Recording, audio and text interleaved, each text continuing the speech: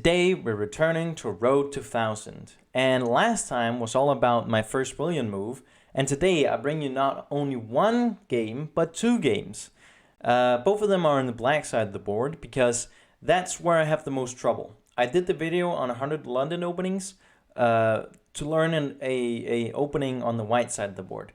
I don't have that much knowledge on the black side of the board. What I do when I play on the black side of the board is oftentimes they'll go e4, right? I usually answer this with d6. The reason being that for this is I want to attack this pawn with my knight. But if I do that without putting my d6 first up, then he just puts their pawn. And that forces me to move my knight. I can't punish that. It's an overextended pawn, yes, but it's probably not the best move, but I hate dealing with it. So yeah, that's why I usually go, what is it, d6 out, then knight out. They usually take if they're good, they take the center, get their bishops out, and the knights out. I also get, I want to go for fianchetto, usually on this side, and then castle. That's kind of my idea with black, since I don't have an opening. A lot of people go after the f7 square. And they can do this easily by going knight to g5. Doing this attacks this, which looks very dangerous, especially if the queen gets involved. You can do a lot of things from this. But usually I want to get to the castles.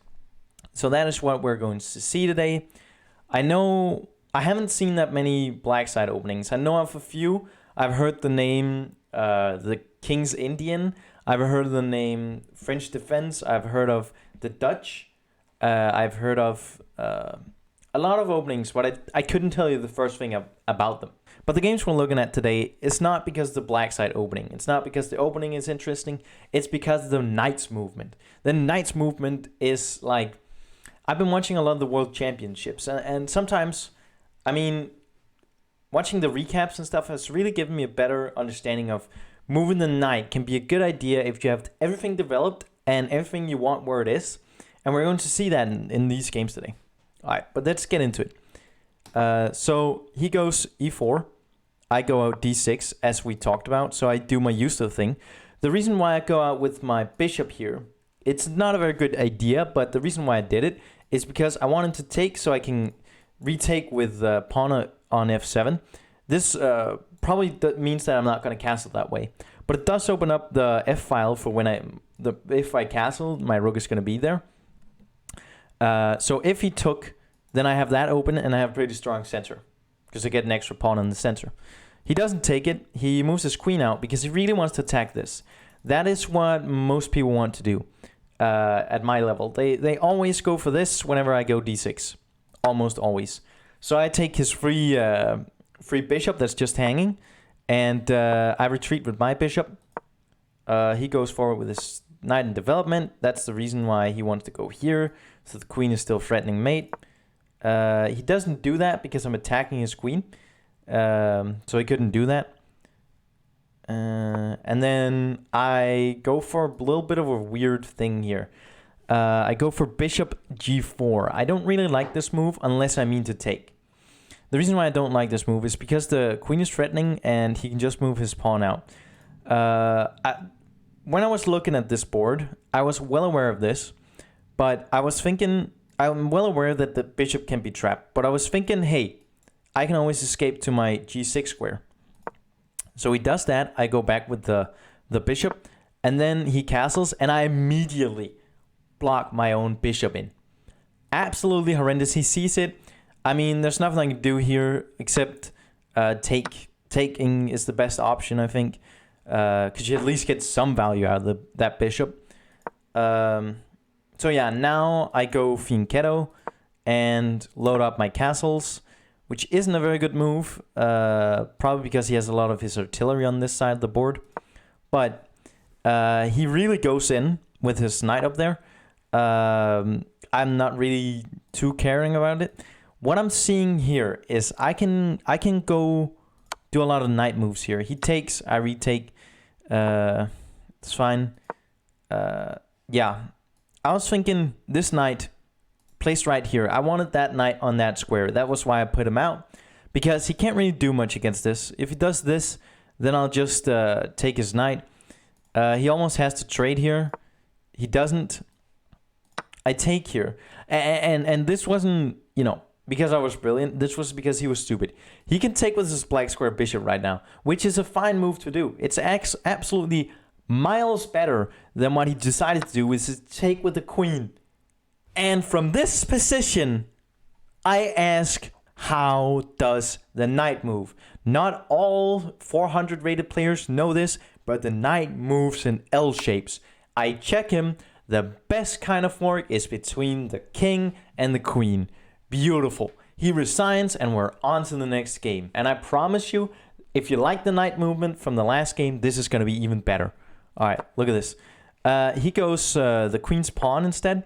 The reason, and that means I don't have to go d6. I can wait with my center pawns to push. I don't need to go out to meet. This is an all right move, probably not the best, but I get to fast pace my my what is it called? My castling.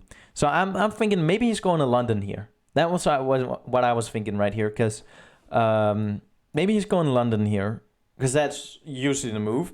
But it wouldn't seem, because he started to move his knight. I think get on my bishop, and then he blocked in his bishop.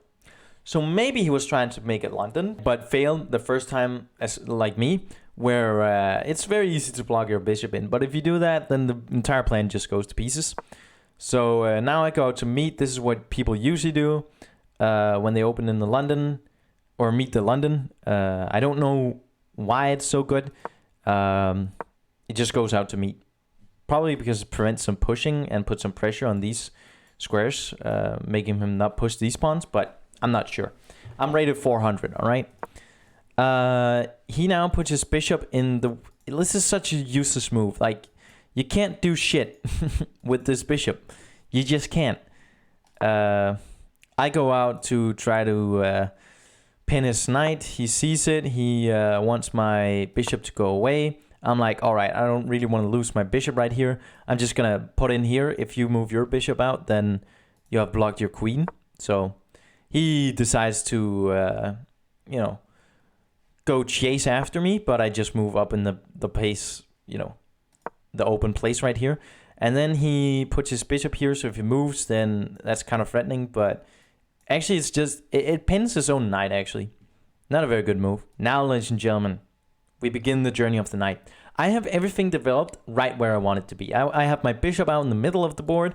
I have it pressuring a bunch of different things here. That's a very good position. It's defended by a pawn. If he moves up and takes, then I have this. It's looking good. I have my open for castles here. Maybe I should do that before I initialize this plan. But I do see, and this I got from the World Championships. If you move your knight here, you can get into a black square. And then I could get it over here. That was the entire idea of this. And that is exactly what I go out to do. So he moves his knight pretty badly, I would say. Maybe he has the same plan as I do. But him moving here is not protected by anything. And him moving here is, you know, it's a very bad knight placement. I decide to castles, so I don't get forked. I do see that. And now he blocks me to go in here, which usually would be right, because I would be on the c6 square with my knight, but I'm not. I'm on the b6 square. And that means that, okay, let's go out and threaten this. So now he defends with the pawn. I'm thinking, sweet, I can make an aggressive knight move that is well protected by everything. And I can take a pawn for it and also put pressure on his bishop, black squared bishop. Now, he decides to move his knight. All right, so I take, you know, another free pawn, because, you know, you might as well gobble everything up. Ooh, and this is, he can do a lot of things here. He can get his rook out so that when I move, he has that going for him. None of these are very good. I mean, rook over here would have been better than what he essentially did, which is moving his queen into attack. And that's a very, I mean, how much time? He spent around 10 seconds on this move. And maybe if it spent a little more time, he would have seen this. He is not attacking this square because he put his bishop out to put pressure on my bishop, which doesn't really work because, you know, I'm pinning his knight. So, from this position, I ask, how does the knight move? Check. But unlike the other game, once he loses the queen, this man does not resign. I can respect that. I would never fucking do it. I think I've done it once where I lost my queen earlier on and came back in the game still. Now I'm thinking, okay, I'm up a queen. Now we trade everything. Every other minor piece, trade them. So I decide, all right, this bishop, it's time. You move out of your little nest. You go in, take the knight. He retakes with his bishop. I go in with the knight. A bit of a weird move. He could just, you know, it's not well defended. Maybe I should do some pawn moves here. I'm not sure, but I'm thinking trade everything. So my idea was here, I either trade with a bishop or trade with a knight, or if he attacks, then I trade with whatever. So he takes, I retake, so it's a knight trade. Now he has his bishops out, but all the knights are off the board. I've lost a bishop, but I've gotten a queen. So now I move into check. You know, when in doubt, you can always check them. Sometimes it's, you know, you got to build stuff up before you do that. But I was thinking checking here not only allows me to get my queen out in the middle of the board, but also opens up a file for one of my rooks. Not a file that can be used for very much because it's very close down, but still, get the rook out.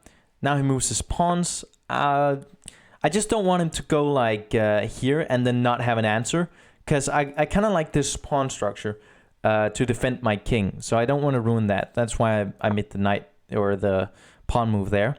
He is very clearly just going for moving this pawn up in order to attack my king side. So I just I ready up my rooks here because I want to push this pawn. So if he takes, then I have you know, a nice little attack here. We can even set up with queen. Let's see what happens. As I said, he pushes the pawn. Now the reason why I put my pawn onto e6 is to take, and then if he retakes, then I take and put pressure. And that is exactly what happens. He then takes, and I retake with the queen. I don't know if you saw it, but I don't think he spent that much time on the move. No, he spent 3 seconds. Maybe if he spent a little more time, he would have seen that that is not a worth trade for him. So now I'm up a queen and a bishop. So he tries to, you know, make my queen move away. I see a check. I move it in. He then pins his own rook, which I don't think is great. He takes here. I retake with the bishop. I thought I would retake with the rook, but no, the bishop. And now I move my rooks up to be very threatening here. The idea is I can ladder them up, and or if I just move the the bishop, then we have a pretty evil attack. Maybe even if I move it up here, luring him. I mean, it's he has 2 of his pieces pinned, so it's a very good position. I think you all know where this is going. I move my queen into check. Maybe you should have blocked it instead. Now I ladder up my bros here, and it's very clearly looking towards a checkmate here. I could even trade my queen if he goes take here, even if I wanted to be him, but I might as well just put a check on him and then take like this instead, right? What is better than trading with a bishop is taking a free bishop, right? Just a few more moves, just check him. And if you move down here, it's still defended with the queen. I think I actually saw this in the game. I don't think I actually just stumbled upon it. So, and now I'm looking to take the last thing away from him that he had, his rook, and checkmate with the rooks and the queen to block the, you know. But it's the 3 heavy artillery pieces moving in to put him in checkmate. Yeah, and that was how the knights move. Raindrops are falling on my head, and just like the guy whose feet are too big for his bed, nothing seems to fit. Those raindrops are falling on my head, they keep falling.